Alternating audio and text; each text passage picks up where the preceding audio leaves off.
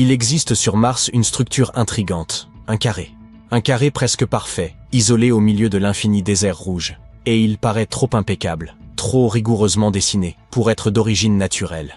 Le chaos règne dans la nature, qui confère rarement aux choses un aspect si délibéré. Serait-ce Bob l'éponge? Allons donc. Dès que l'image est apparue, Internet s'est enflammé, comme à son habitude. Elle s'est répandue à toute vitesse sur les réseaux sociaux, alimentant une avalanche de théories. Certains y ont vu la preuve irréfutable qu'une civilisation intelligente avait jadis foulé les dunes martiennes. Examinons cela d'un peu plus près.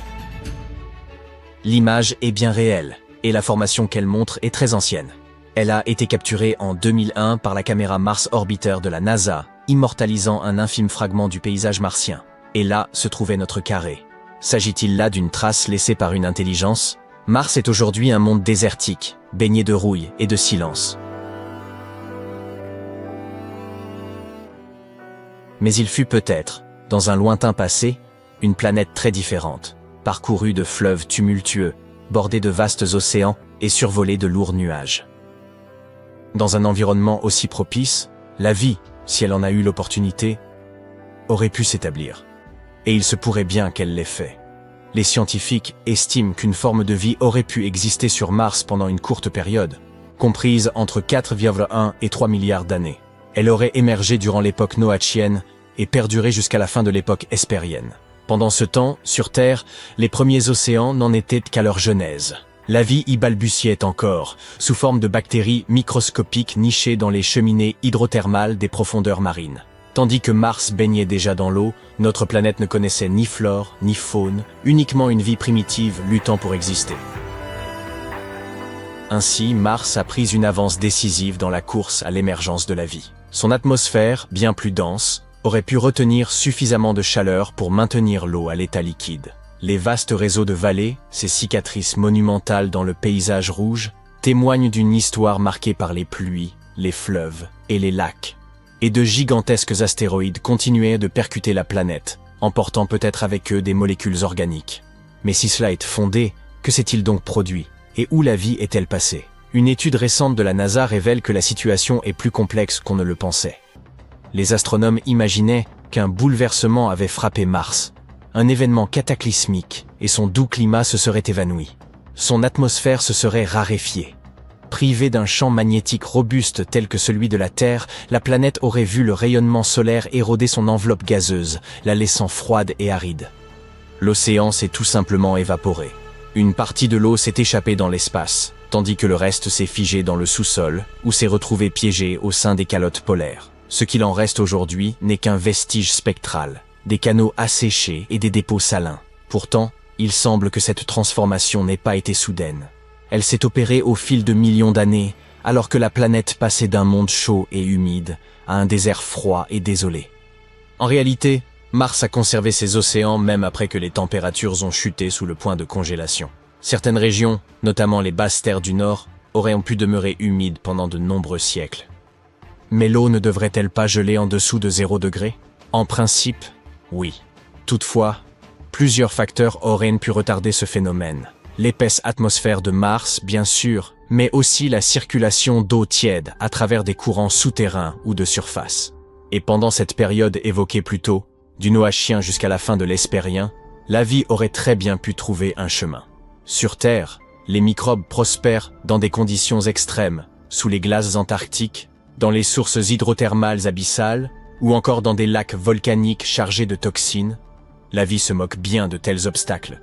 Ainsi, ces époques martiennes auraient pu lui être propices. Mais ne vous y trompez pas, Mars n'a jamais été un Éden luxuriant. Même durant ses phases dites tempérées, elle ne ressemblait en rien à une planète verdoyante. Dans ses jeunes années, elle présentait des conditions plus extrêmes, plus proches de celles de la Terre primitive. Au cours de l'époque noachienne, elle était certes chaude, mais également humide. Puis le climat a basculé vers l'Hespérien. Les océans s'étendaient alors sur les basses plaines du Nord. Les températures ont chuté, et la neige s'est accumulée, formant d'immenses glaciers dans l'hémisphère sud, métamorphosant la planète en un désert glacé. L'existence d'une vie microscopique à cette époque est plausible. Mais une civilisation intelligente, c'est nettement moins probable. Le carré devenu viral ne constitue en rien une preuve de vie intelligente, et voici pourquoi.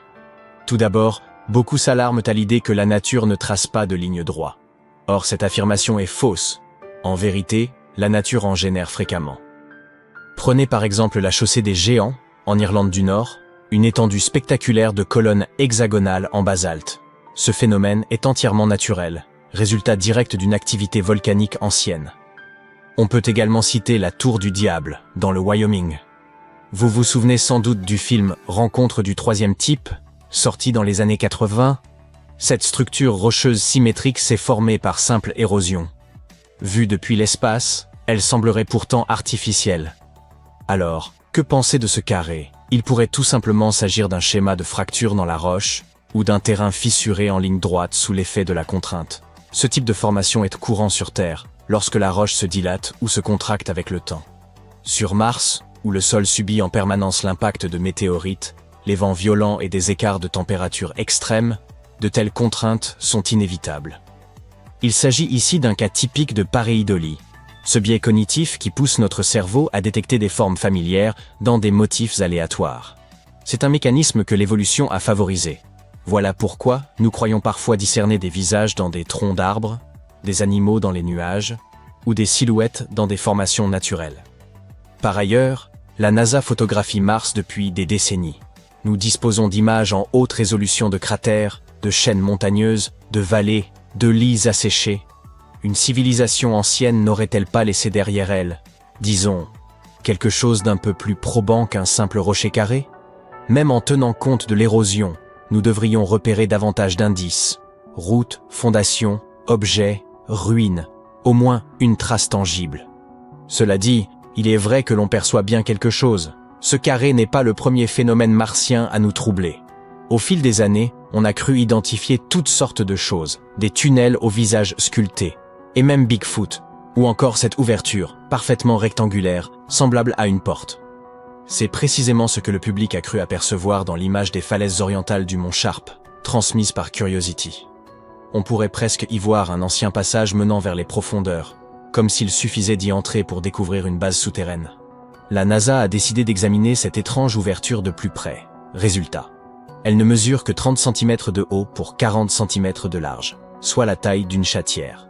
Ce que nous observons n'est donc pas une entrée, mais une fracture ouverte, une fente dans la roche formée naturellement avec le temps.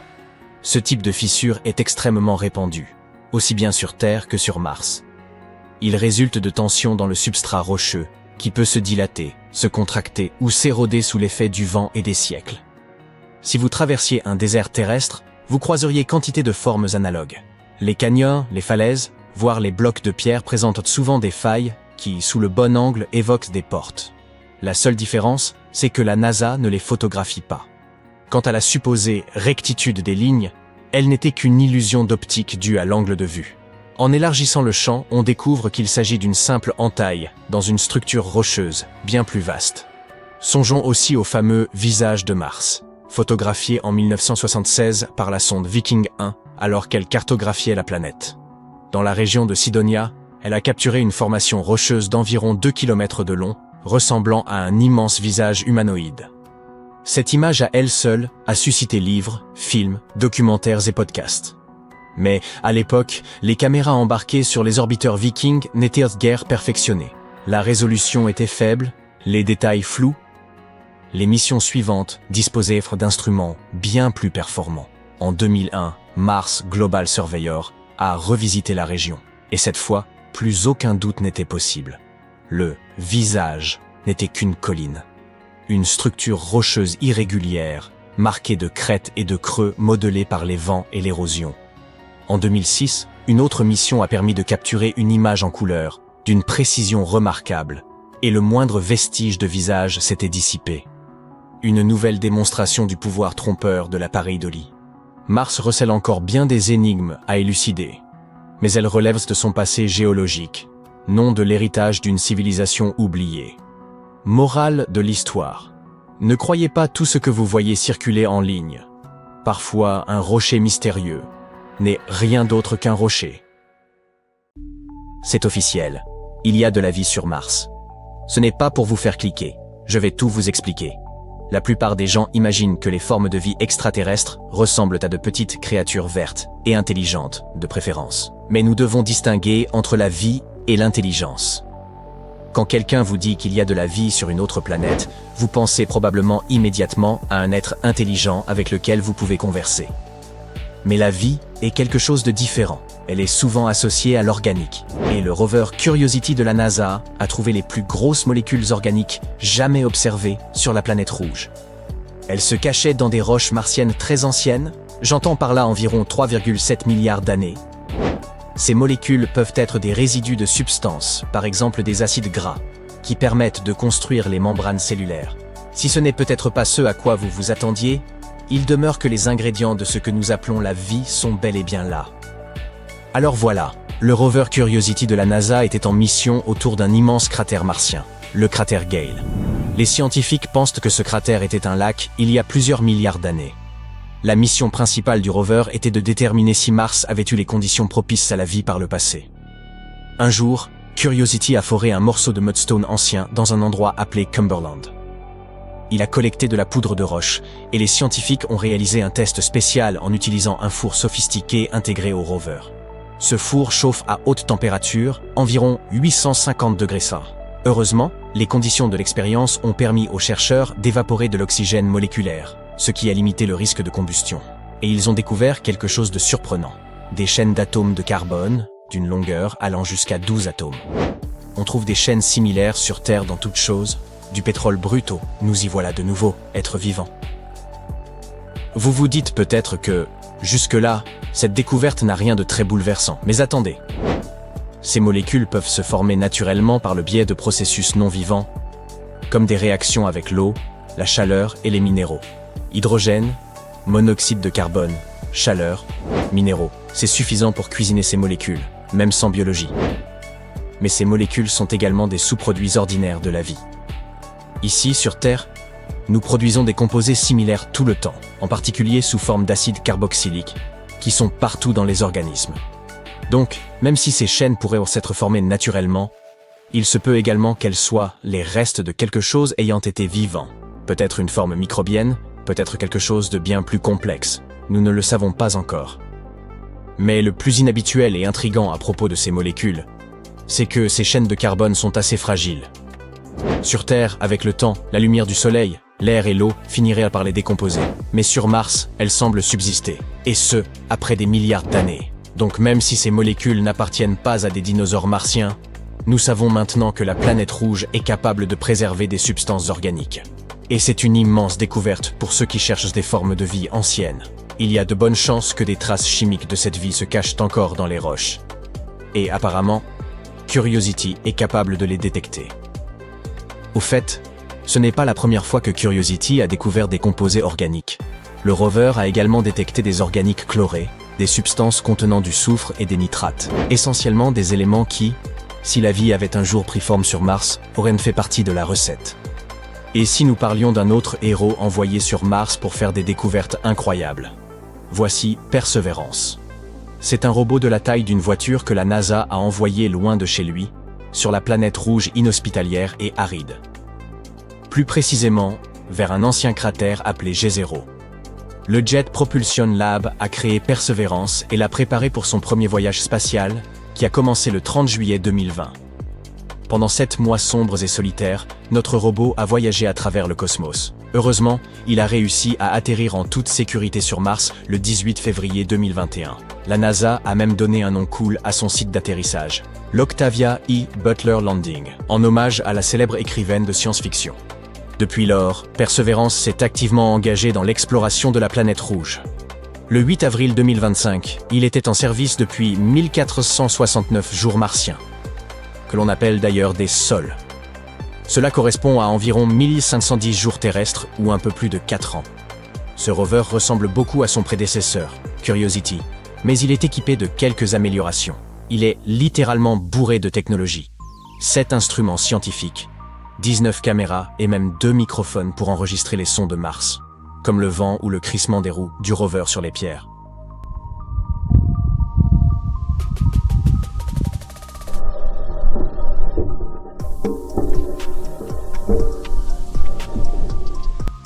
Perseverance a amené avec lui un petit compagnon volant. Il s'agit d'un mini-hélicoptère nommé Ingenuity. Ingenuity est entré dans l'histoire en réalisant le premier vol motorisé sur une autre planète le 19 avril 2021. Il était censé ne voler que quelques fois, mais il a continué et a effectué 72 vols au total. Malheureusement, le 18 janvier 2024, il a été endommagé lors d'un atterrissage difficile, et la NASA l'a officiellement retiré. Quant à Perseverance, il a de grands objectifs. Il cherche des signes d'une vie ancienne sur Mars, principalement dans les zones où il y avait jadis de l'eau. Dans sa quête, le rover tente de déterminer si la planète rouge possédait des environnements ayant pu être propices à la vie. Il cherche aussi des signes d'une ancienne vie microbienne, collecte des échantillons de roches et de sol pour les ramener un jour sur Terre, et teste de nouvelles technologies passionnantes, comme la production d'oxygène à partir de l'air martien, ce qui permettra de préparer de futures missions humaines. Après avoir atterri dans le cratère G0 en 2021, Perseverance s'est immédiatement mise au travail, commençant par sa première campagne intitulée Crater Floor. Il a conduit vers le sud depuis son site d'atterrissage et a exploré un endroit appelé Seita. Ensuite, il est retourné à Crater Floor Fractured Rough et y a collecté son premier échantillon de roche. Ce n'était que le début de son exploration de Mars. Lors de sa deuxième campagne, Fan Front, le rover s'est dirigé vers un ancien delta où une rivière se jetait autrefois dans le cratère. Perseverance a grimpé une vallée pour examiner des terrains plus élevés, à la recherche d'autres indices sur le passé de la planète rouge. Les troisième et quatrième campagnes, Upper Fan et Margin Unit, consistaient pour le rover à étudier des roches qui pourraient nous en dire plus sur le climat de la planète et sur la possibilité qu'elle ait pu abriter la vie. En décembre 2024, la NASA a commencé à planifier la cinquième campagne de Perseverance, Northern Rim.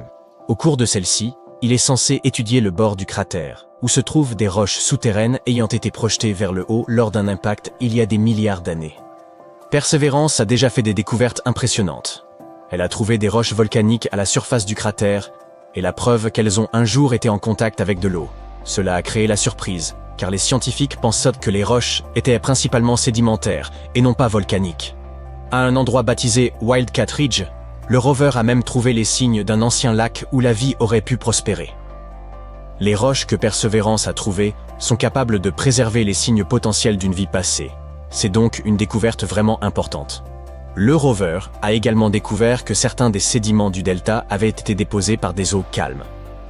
Mais plus tard, des inondations massives auraient amené de gros rochers dans le cratère. Cela signifie que le climat de Mars a dû changer au fil du temps. En plus de cela, Perseverance a réalisé quelques expériences intéressantes. L'expérience MOXIE a réussi à produire environ 113 grammes d'oxygène à partir de l'atmosphère martienne. Cela pourrait être très utile pour de futures missions humaines. Le rover a également utilisé ses microphones pour étudier les sons sur Mars. Il s'est avéré que les sons se propagent plus lentement là-bas que sur Terre, et qu'en général, la planète était plus silencieuse. L'outil Pixel du rover a analysé des roches et a trouvé une quantité de minéraux comme de l'olivine, des argiles et des carbonates. Cette découverte a montré que l'eau a toujours joué un rôle majeur dans la formation de Mars. Le radar RIMFAX a également aidé l'équipe à constater que le sol du cratère était constitué de roches solides et de matière volcanique, et que le delta s'était formé dans un environnement calme, semblable à un lac. Dans l'ensemble, Perseverance nous offre une image beaucoup plus claire du passé de Mars. Il découvre des preuves d'activité volcanique, d'eau et d'environnement ayant pu être propices à la vie. Il aide également les scientifiques à recueillir des données cruciales pour de futures missions.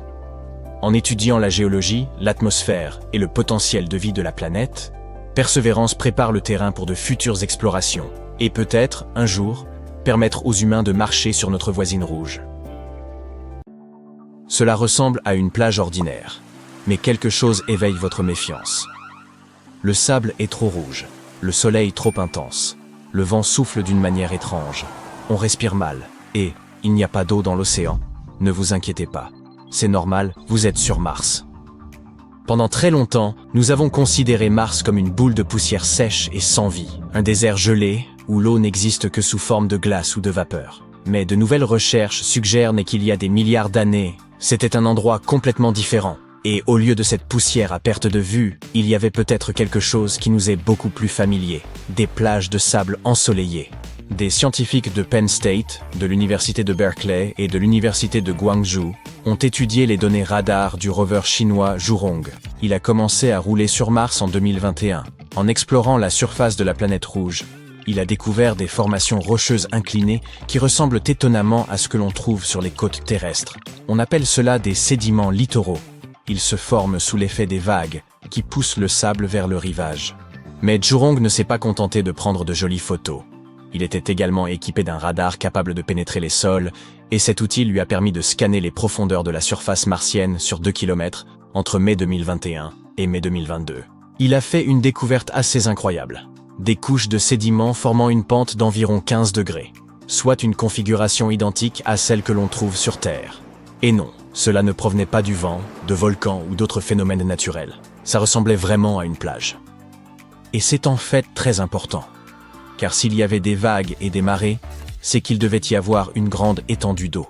Cela signifie que Mars a peut-être autrefois réuni les conditions idéales pour accueillir la vie. Même après 3,5 milliards d'années, ces formations sont encore incroyablement similaires à nos plages terrestres. Il y a donc eu une époque où Mars était bien plus qu'un simple rocher poussiéreux flottant dans l'espace. Après nous avoir dévoilé cette surprise, le radar de Zhurong a scanné le sol à 79 mètres de profondeur et découvert des couches sédimentaires. Elles se sont formées le long d'un chemin perpendiculaire à un ancien littoral qui existait probablement il y a 4 milliards d'années. D'un autre côté, ce n'est peut-être pas si surprenant. Jadis, Mars n'était pas le désert aride et gelé que nous connaissons aujourd'hui. Son atmosphère était plus dense, son climat plus chaud, et l'eau liquide y était abondante. Et je ne parle pas de quelques petites flaques. Les plages ne se forment pas sans une masse d'eau importante. Pour que les vagues façonnent le terrain de cette manière, il fallait que des rivières se jettent dans un vaste océan. Il fallait de puissants courants pour déplacer le sable. Et toute cette eau est restée longtemps au même endroit. Il n'a pas pu s'agir d'une simple période un peu humide, mais d'une ère de plusieurs millions d'années durant laquelle Mars a été active sur le plan hydrologique, offrant les conditions idéales pour l'apparition de la vie. Cette découverte renforce encore une théorie qui intrigue les scientifiques depuis les années 1970. C'est à cette époque que la sonde Viking de la NASA a pris des photos de ce qui semblait être un littoral entourant l'hémisphère nord de Mars. Cependant, il y avait un problème. Le littoral était très irrégulier, avec des dénivelés pouvant atteindre 10 km. Cela n'avait rien à voir avec les côtes plates et relativement uniformes que nous observons sur Terre. Cette différence a amené les scientifiques à douter de l'existence d'un océan martien. Pendant des années, les scientifiques ont tenté de percer ce mystère. En 2007, ils ont suggéré que la rotation de Mars s'était modifiée il y a des milliards d'années. À mesure que la gigantesque région volcanique de Tharsis se développait, l'axe de rotation de la planète s'inclinait, déformant la surface. Cela pourrait expliquer pourquoi le littoral est si irrégulier aujourd'hui. En d'autres termes, ce qui était autrefois un paysage plat et régulier s'est transformé au fil du temps. Mars nous donne depuis quelques années des indices de son passé aquatique. Curiosity a découvert d'anciennes ondulations dans le cratère Gale, les traces d'un lac disparu depuis longtemps. Perseverance étudie actuellement un delta fluvial fossilisé dans le cratère Jezero. Aujourd'hui, avec les preuves apportées par Zhurong de l'existence d'un ancien océan, tout s'assemble. De petits lacs? Oui. Des rivières? Oui. Un immense océan recouvrant les plaines du Nord? C'est tout à fait possible. La mission de Zhurong s'est achevée en mai 2022, lorsque de la poussière est venue recouvrir ses panneaux solaires. Mais il se peut que de futures missions aillent explorer plus en détail ces anciens dépôts côtiers. Les scientifiques pourraient décider de forer plus profondément dans le sol afin de prélever des échantillons. Nous pourrions également utiliser des radars plus performants pour cartographier plus précisément le sous-sol martien. Il y a donc un réel espoir qu'à l'avenir, nous puissions découvrir encore plus d'indices sur le passé de Mars. Dans le même temps, le rover Perseverance de la NASA travaille déjà d'arrache-pied dans le cratère Jezero pour collecter des échantillons. Les scientifiques espèrent qu'il les ramènera sur Terre dans les années 2030. Même si ces échantillons ne proviendront pas de l'ancien océan, ils pourraient tout de même nous aider à en savoir plus sur l'histoire liquide de Mars. Pour l'instant, la découverte d'anciennes plages nous donne un aperçu d'une époque où la planète ressemblait peut-être beaucoup plus à la Terre, avec de l'eau, des vagues et des rivières.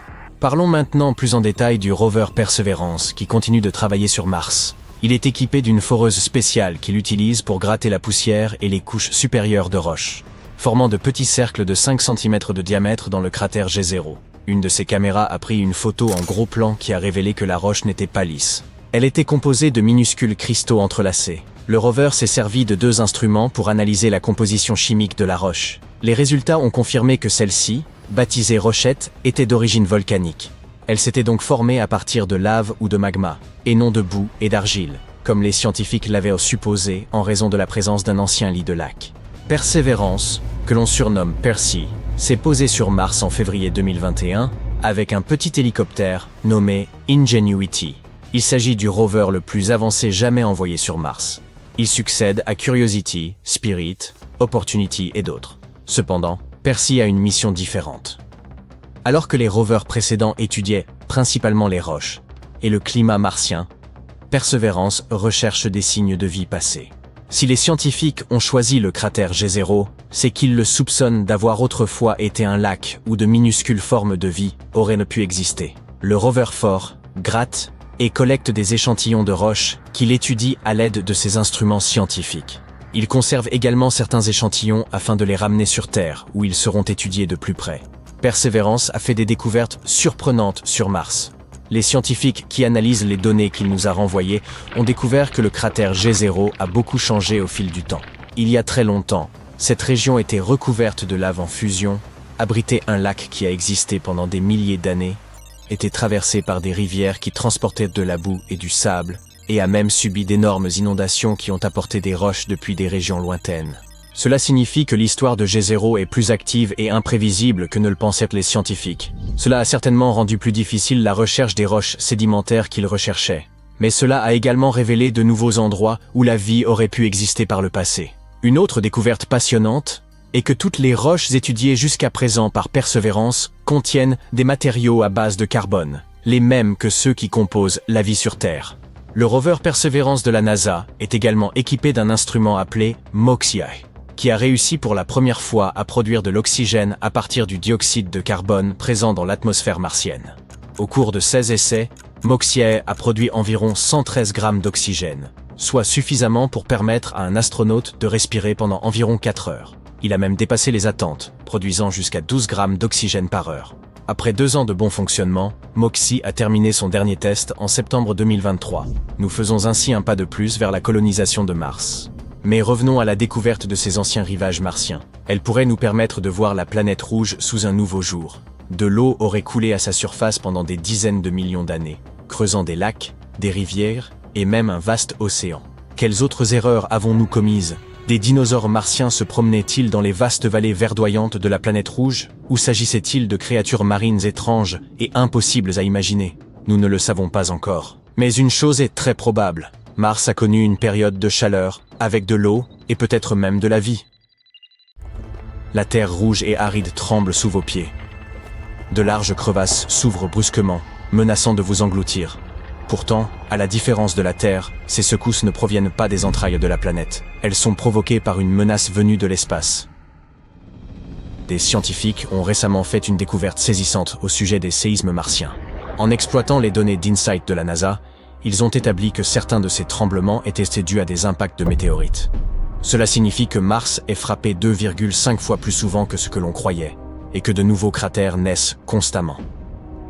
Mais ce qui inquiète le plus, c'est que ces impacts ne se contentent pas d'ébranler la surface. Ils propagent d'intenses ondes de choc jusque dans les profondeurs de la planète, révélant l'existence d'un réseau sismique insoupçonné et un intérieur instable, à 1000 lieues de ce que nous imaginions. Cela bouleverse notre compréhension de Mars. La question cruciale désormais est, que reste-t-il à découvrir sous sa surface ? Commençons néanmoins par suivre le raisonnement des chercheurs. Ils ont comparé les données sismiques issues du module InSight de la NASA avec les nouveaux cratères recensés par le Mars Reconnaissance Orbiter. C'est ainsi qu'ils ont constaté que certains impacts engendraient une autoroute sismique, traversant le manteau, au lieu d'être amortis par la croûte. Bien que la mission ait été interrompue en 2022, les données recueillies demeurent d'une grande valeur. L'atterrisseur, qui avait déployé un sismomètre sur le sol martien, a enregistré plus de 1300 séismes, certains provoqués par la fracturation des roches internes sous l'effet de la chaleur et de la pression, d'autres, semble-t-il, par des météoroïdes percutant la surface martienne.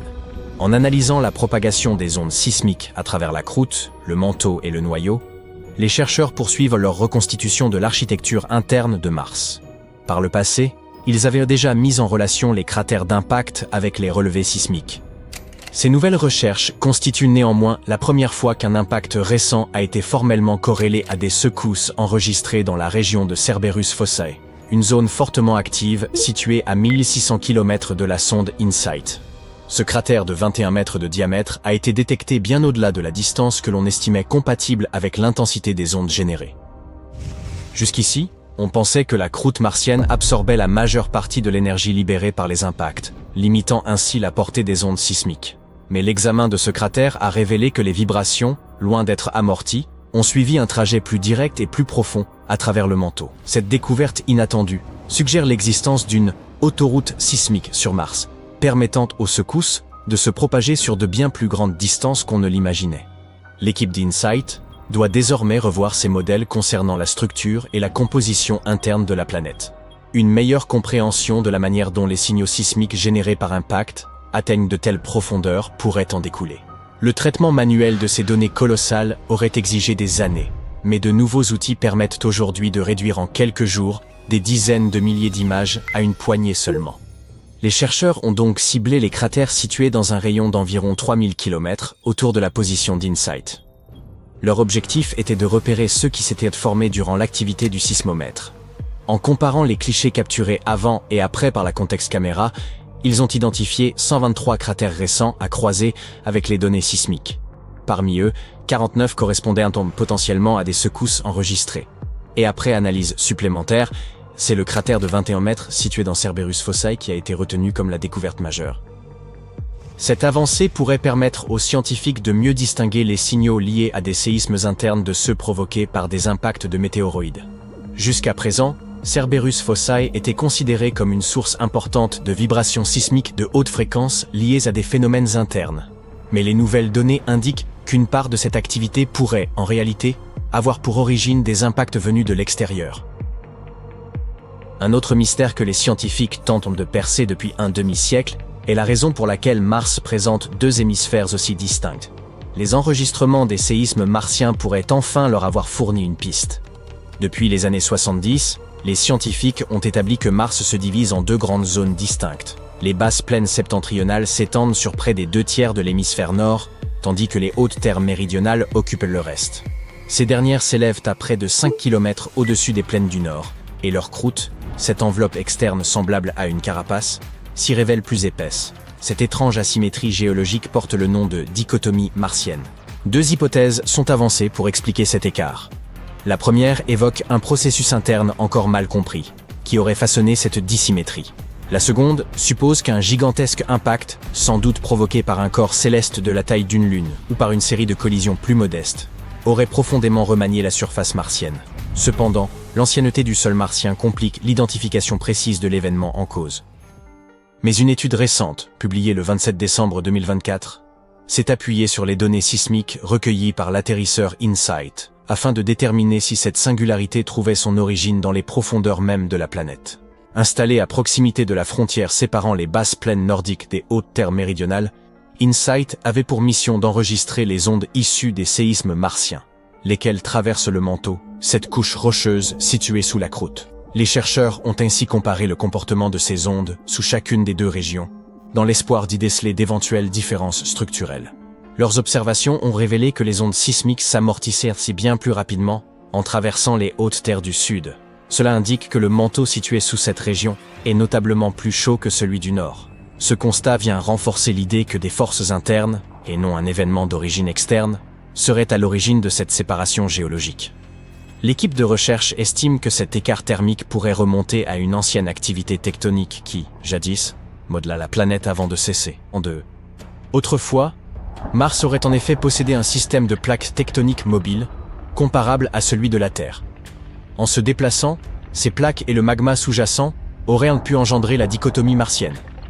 Mais ce mouvement s'étant interrompu, il aurait laissé place à ce que les spécialistes appellent un couvercle stagnant, une couche épaisse et rigide recouvrant les entrailles en fusion de la planète. Si cette hypothèse se confirme, elle impliquerait que le manteau sous les hautes terres du sud continue lentement à s'élever, tandis que celui des basses plaines septentrionales s'enfoncerait davantage vers le noyau. Ce mécanisme en cours pourrait rendre compte de l'épaisseur accrue de la croûte martienne dans l'hémisphère sud. Néanmoins, l'éventualité d'un impact cosmique majeur à l'origine de cette dichotomie ne peut être totalement écartée. Certaines recherches récentes soutiennent qu'une collision colossale demeure une explication plausible. Pour trancher définitivement, il faudra recueillir davantage de données sismiques martiennes et affiner les modèles de la formation primitive de la planète. Au fait, si l'envie vous prend de visiter Mars, vous pourriez bien tomber nez à nez avec le protagoniste de cette vidéo, l'atterrisseur InSight. Son lancement était prévu pour mars 2016, mais un dysfonctionnement de l'un de ses instruments a forcé la NASA à repousser la mission. Il s'agissait d'une fuite dans le système de vide du sismomètre. Le décollage a donc été reporté à mai 2018, le temps de résoudre le problème. Mais ce retard a entraîné une hausse des coûts, passant de 675 à 830 millions de dollars. Malgré ce départ tardif, InSight a réussi à se poser sur Mars le 26 novembre 2018. Avec le temps, une accumulation de poussière a recouvert ses panneaux solaires, compromettant leur capacité à capter l'énergie. Fonctionnant uniquement grâce à ses panneaux solaires et à des batteries, l'atterrisseur dépendait aussi de rafales de vent occasionnelles, les fameux événements de nettoyage, pour déloger la poussière. Hélas, la zone d'atterrissage s'est révélée trop calme pour que de telles bourrasques se produisent régulièrement. En février 2021, en plein hiver martien, une épaisse couche de poussière avait réduit la production des panneaux à seulement 27% de leur rendement habituel. Pour préserver l'alimentation électrique, la NASA a résolu de faire entrer InSight en mode hibernation, désactivant peu à peu ses instruments pour maintenir ses circuits à température. L'équipe espérait qu'une amélioration du climat permettrait au module de se recharger et de reprendre ses activités vers juillet 2021. En mai, les ingénieurs ont trouvé une astuce ingénieuse. Utiliser le bras robotique pour verser du sable sur les panneaux afin que le vent puisse chasser un peu de poussière. Mais au fil des mois, la production d'énergie est tombée à 1/10 de ce qu'elle était à son arrivée. En juillet 2022, la NASA a basculé InSight en mode économie d'énergie pour qu'il puisse continuer à détecter des secousses martiennes. L'atterrisseur a tenu jusqu'à décembre 2022, puis, le 20 décembre, l'agence spatiale a annoncé avoir perdu le contact avec l'appareil 5 jours plus tôt. La mission a officiellement pris fin le 21 décembre 2022. Comme la locomotive d'un célèbre conte, le rover Curiosity de la NASA a courageusement parcouru le cratère Gale, sur Mars, essayant de comprendre ce qui a bien pu se passer il y a des milliards d'années pour que cette planète devienne un désert rouge. Et il semblerait qu'il soit finalement tombé sur quelque chose. Alors que la vie semble aujourd'hui impossible sur Mars, il se pourrait qu'il y ait eu, à une époque très lointaine, un monde plus proche de la Terre, avec une atmosphère épaisse, de l'eau et même de la vie. Et il semble que les choses n'aient changé que récemment. Des études montrent qu'il y a seulement 3 milliards d'années, l'hémisphère nord de Mars aurait abrité un océan stable. Sur Terre, l'ère de l'Archéen battait son plein. Les volcans se déchaînaient et la vie faisait ses premiers pas. Et elle faisait peut-être aussi ses premiers pas sur Mars. Il ne s'agissait pas d'un désert glacé comme l'Antarctique. On y trouvait bien une étendue d'eau semblable à nos océans. Ce climat proche de celui de la Terre a prolongé la période d'habitabilité de Mars d'environ 500 millions d'années, par rapport à ce que l'on pensait jusqu'à présent. En d'autres termes, pendant un demi-milliard d'années, Mars était exactement comme notre planète, avec des conditions idéales pour l'apparition de la vie. Mais il s'est passé quelque chose qui a changé les choses pour toujours. L'atmosphère s'est raréfiée. Mars a perdu ses océans et est devenu l'endroit froid et désolé que nous connaissons aujourd'hui. Le mystère est resté entier pendant un long moment. Mais voilà que Curiosity est tombé sur quelque chose d'intéressant dans le cratère Gale. Un vaste bassin à la surface de Mars où, il y a des milliards d'années, l'eau s'écoulait librement. Il y a trouvé des carbonates qui pourraient bien nous renseigner sur l'ancien climat de la planète rouge. Il s'agit de minéraux qui se forment lorsque le dioxyde de carbone, ou CO2, se dissout dans l'eau. Cela signifie que, pour les créer, vous avez besoin de deux choses, une atmosphère épaisse et de l'eau liquide. Sur Terre, le CO2 est très important parce qu'il aide à piéger la chaleur du Soleil dans notre atmosphère. Cela permet à notre planète de rester suffisamment chaude pour que la vie s'y développe. Les plantes consomment ce CO2 lors de la photosynthèse et créent l'oxygène dont les humains et les animaux ont besoin pour respirer. Sur Mars, la présence de CO2 nous indique qu'il y avait bien là un système climatique fonctionnel. Lorsque le CO2 commence à se dissoudre dans l'eau, il réagit avec certains minéraux du sol, comme le calcium ou le magnésium, et crée des carbonates. C'est un peu comme la formation des coquillages dans les océans, ici sur Terre. Mais là, ce sont des roches qui se forment. Et cette découverte est énorme. Ces carbonates sont en quelque sorte les fossiles de l'ancien climat de la planète. Ils contiennent des informations sur les conditions qui régnaient sur Mars il y a très longtemps. En les étudiant, les scientifiques peuvent en savoir plus sur le passé de la planète et remonter jusqu'à l'époque où il y avait de l'eau. Ils peuvent nous renseigner sur l'évolution de l'atmosphère martienne, nous montrer si l'atmosphère était chaude ou froide, s'il y avait beaucoup d'eau et ce qu'il est advenu de la planète en général. Heureusement, Curiosity peut étudier tout cela sur place. Il est équipé d'un instrument permettant l'analyse des échantillons et d'un spectromètre à laser accordable. Ils permettent aux scientifiques de mener l'enquête. Le premier est un mini-laboratoire sur roues. Il est capable de chauffer des échantillons de roches martiennes à des températures extrêmes. Ces deux fours peuvent chauffer jusqu'à près de 1000 degrés Celsius. Cette chaleur intense provoque la libération des gaz emprisonnés dans les roches, qui sont comme les anciennes empreintes digitales de l'atmosphère de Mars. Une fois ces gaz libérés, le spectromètre les analyse en détail, les réduisant à leurs plus infimes composantes. Ce que les scientifiques ont découvert a bouleversé nos hypothèses sur l'habitabilité de Mars. Il s'avère que non seulement il y a eu de l'eau sur cette planète, mais aussi que quelque chose a conduit à son assèchement et à son refroidissement progressif. En d'autres termes, l'eau de Mars n'a pas simplement disparu, elle s'est évaporée rapidement dans des conditions extrêmes. Que s'est-il donc passé ? Les astronomes ont avancé deux explications possibles. Selon la première, Mars aurait traversé des périodes tantôt humides, tantôt sèches. L'eau ne se maintenait pas très longtemps. Elle apparaissait par à-coups, avec des périodes où la planète s'asséchait, puis redevenait humide. La deuxième possibilité est plus intense. L'eau qui se trouvait là était incroyablement salée et froide. Au lieu d'être liquide, elle était donc principalement gelée. La planète aurait alors été beaucoup trop hostile pour la vie telle que nous la connaissons, avec des conditions trop extrêmes pour que quoi que ce soit puisse y survivre. Ces deux possibilités signifient malheureusement que Mars n'a jamais été un lieu agréable et plein de vie, comme certains l'espéraient. En tout cas, pas à la surface. Cela ne veut pas dire que la vie souterraine n'a pas pu exister. Cela reste une possibilité. Et pour en savoir plus, nous devons continuer à chercher des indices de la présence d'eau. En effet, après des années d'exploration, les scientifiques viennent de faire une découverte stupéfiante. Sous la surface rocheuse de la planète rouge se cache un réservoir d'eau liquide. De l'eau véritable, cette fois. Pas de la glace des calottes ou de la vapeur atmosphérique. Mais elle se trouve à des kilomètres sous la croûte martienne.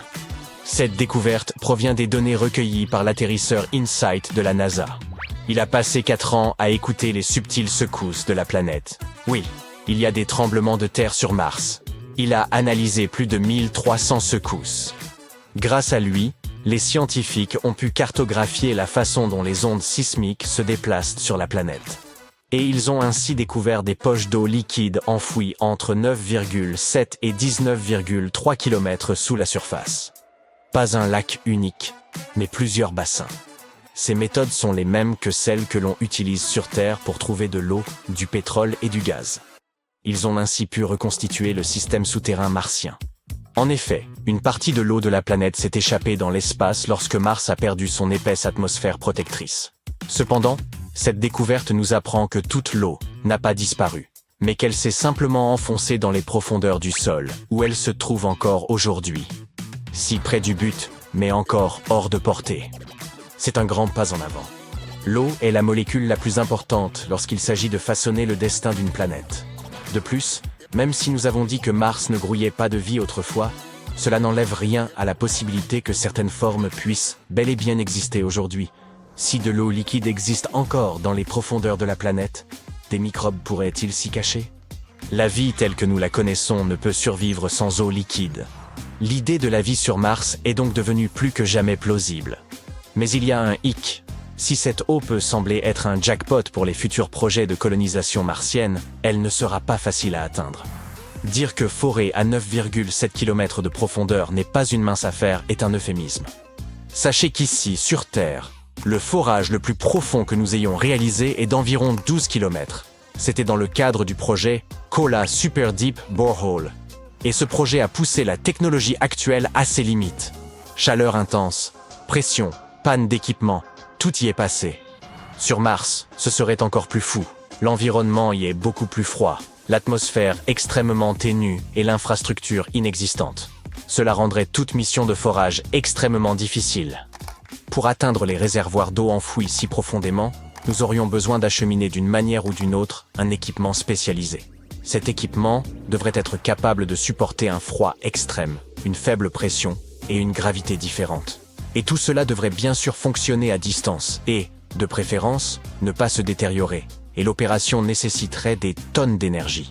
Eh oui, il est possible que nous ne puissions y parvenir qu'à l'avenir, lorsque nous aurons des systèmes automatisés ou des astronautes sur Mars. Ce n'est pas une tâche facile, même pour les milliardaires les plus ambitieux.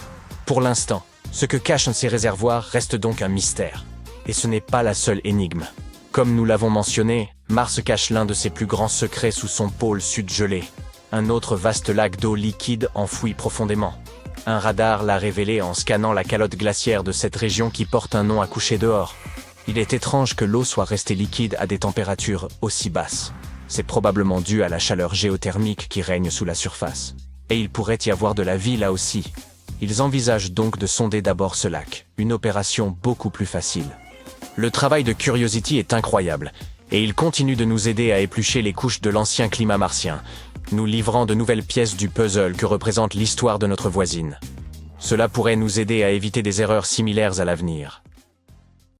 Récemment, des scientifiques ont fait une découverte stupéfiante qui pourrait changer le cours entier de l'exploration de Mars. Apparemment, il y a des océans d'eau liquide sur la planète rouge. Donc, l'avenir semble prometteur. Nous pourrions utiliser cette eau pour soutenir les missions futures, et ensuite même nous relocaliser sur Mars, puisque nous n'aurions pas besoin de nous inquiéter de l'endroit où obtenir ce liquide précieux. N'est-ce pas? Eh bien, il y a un gros problème. Ces océans d'eau liquide sont à l'intérieur de Mars, si profondément enfouis que nous ne sommes pas susceptibles d'y arriver. Du moins, c'est ce qu'affirme une nouvelle analyse des données sismiques collectées par l'atterrisseur Mars Insight. D'énormes réserves d'eau liquide semblent être la meilleure explication pour certaines anomalies sismiques de la planète rouge. Ainsi, toute cette eau précieuse est hors de notre portée. Mais nous devons la trouver pour résoudre le puzzle de l'histoire aquatique de notre voisin rougissant et poussiéreux. Et la première chose que nous devons faire est d'identifier où se trouve l'eau et en quelle quantité la planète la cache. Maintenant, nos rovers s'affairent à la surface de la planète rouge, recueillant toutes les données disponibles sur la géologie de la surface de la planète. Et il devient de plus en plus évident que Mars était autrefois recouverte d'eau. De nombreux facteurs, des terrains martiens aux anciens lits de lacs asséchés et au delta, suggèrent qu'il fut un temps où la planète était assez détrempée. De nos jours, il y a encore un peu d'eau à la surface, et juste en dessous de la surface de Mars, mais elle est sous forme de glace et n'est en rien comparable à ce que Mars avait dans le passé lointain. Pour comprendre combien il aurait pu y avoir sur la planète rouge il y a des milliards d'années, nous devons savoir où toute cette eau est allée. Il y a deux endroits où l'eau aurait pu aller, dans l'espace ou vers l'intérieur de Mars. Ensuite, elle aurait pu être isolée sous forme de réservoirs liquides ou de dépôts de glace. Actuellement, nous n'avons aucun moyen de mesurer la quantité d'eau qui s'est échappée autrefois. Mais maintenant, nous pouvons enfin en savoir plus sur le centre visqueux de la planète rouge. Tout cela grâce à l'atterrisseur Mars Insight. Il ne fonctionne plus. Mais de novembre 2018 à décembre 2022, il écoutait les bourdonnements et les grondements et surveillait l'activité sous ses pieds. Le fait est que les ondes acoustiques, générées par l'activité sismique en profondeur à l'intérieur de la planète, peuvent changer en fonction de la composition et de la densité du matériau à travers lequel ces ondes se déplacent. Et les scientifiques peuvent obtenir beaucoup d'informations en analysant le comportement des ondes sismiques. Dans ce cas, ils ont utilisé un modèle similaire à ceux utilisés pour cartographier les gisements de pétrole souterrains et les aquifères sur notre planète.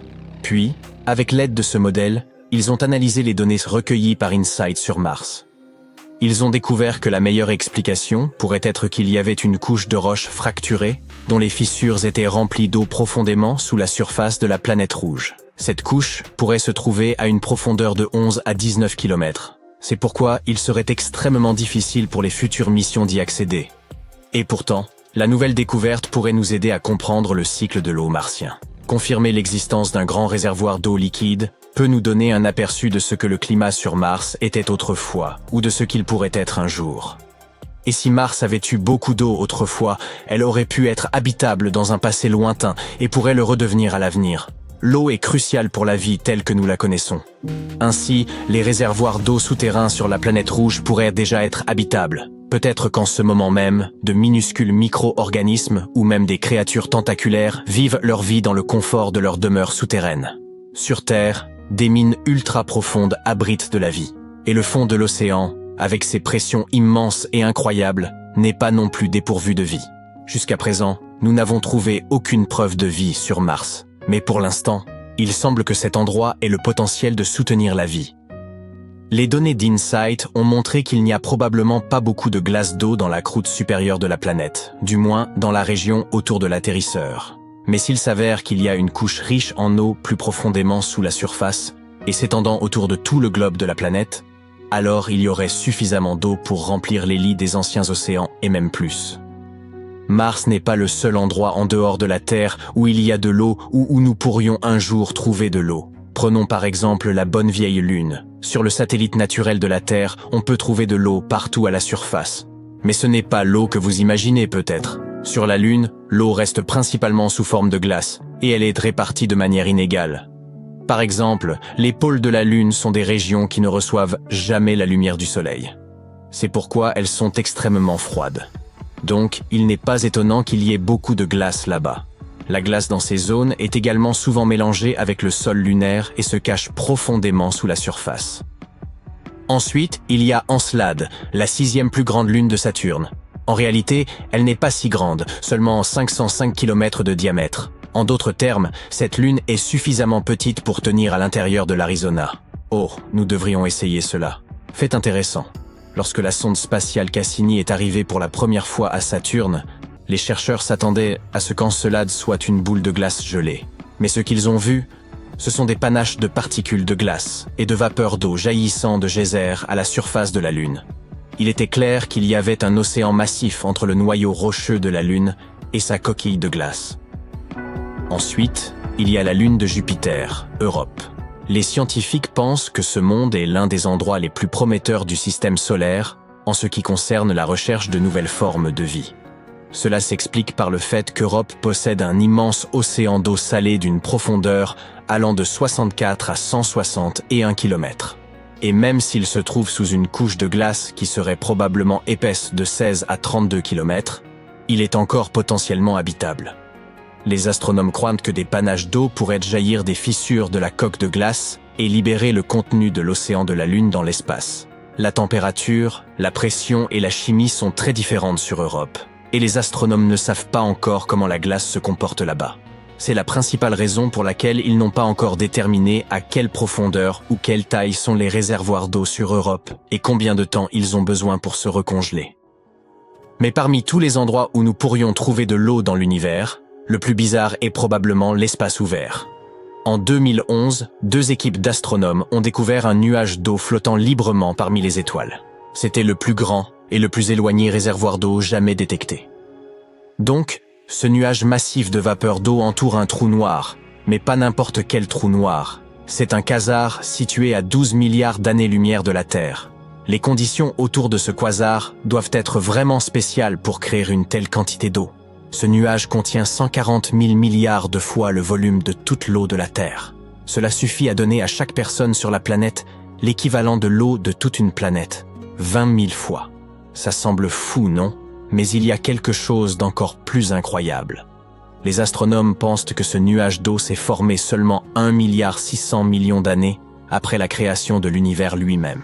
Cette découverte est encore un autre signe que l'eau a existé partout dans l'univers, même à ses débuts. Mais voici le point culminant. Jusqu'à cette découverte, les scientifiques n'avaient jamais détecté de vapeur d'eau aussi loin dans le temps. Bien sûr, il y a de l'eau dans notre galaxie, la Voie lactée, mais la plupart est gelée dans la glace. Cette découverte repousse vraiment les limites de ce que nous savons sur l'eau dans l'univers. Il y a des tonnes de choses étranges sur Mars. Des cuillères, des nouilles, des portes et même des visages.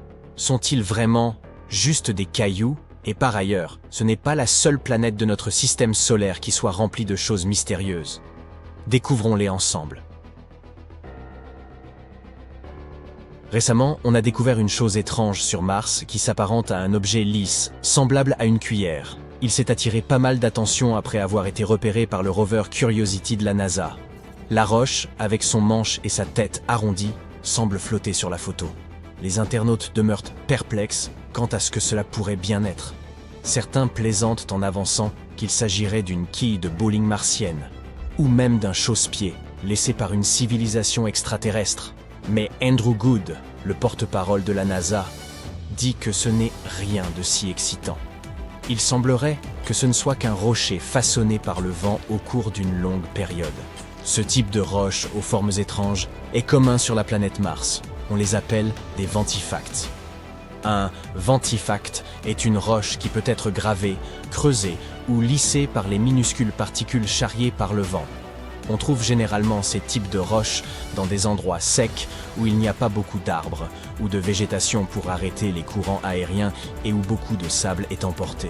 Parfois, le vent peut donner à ces ventifacts des formes vraiment étonnantes, comme ces rochers en forme de champignons que l'on peut observer dans le parc naturel du désert blanc égyptien.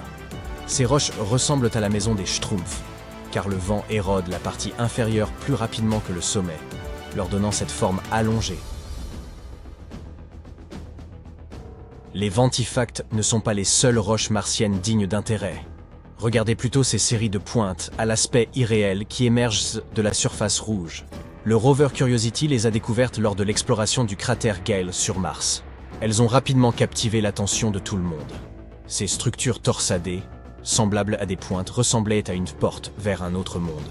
Même l'Institut SETI, une organisation consacrée à la recherche de vie extraterrestre, a bien été forcé d'admettre à quel point cette roche était stylée. Mais en réalité, ce ne sont que des cheminées de faits. Ces pointes hautes et effilées se manifestent lorsqu'une roche dure se trouve au-dessus de couches plus tendres. Il est probable que ces pics martiens ne soient ce que le remblai d'anciennes fractures dans la roche sédimentaire, et dont les matériaux plus tendres se sont érodés au fil du temps. On compte également de nombreuses cheminées de faits sur Terre. On les appelle également pyramides, ou demoiselles coiffées. On peut en trouver dans des régions telles que Bryce Canyon, en Utah, ou même dans les Hautes-Alpes. La NASA s'intéresse à ces structures étranges, car elles pourraient nous aider à en apprendre davantage sur l'histoire du cratère Gale. On a aussi aperçu un rocher qui ressemblait à un beignet à la confiture. Il a été baptisé Pinnacle Island après avoir été repéré par les caméras de la NASA. Néanmoins, seulement 4 jours auparavant, il était introuvable. Alors, comment est-il magiquement apparu? Eh bien, sans la moindre surprise, il a simplement été délogé par l'une des roues du rover Opportunity pendant qu'il traversait le terrain.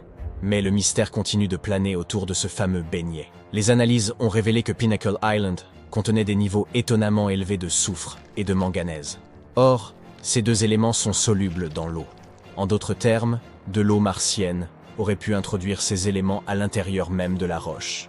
Ainsi, cette petite chose a soudainement causé un certain scandale, ainsi qu'un procès intenté contre la NASA.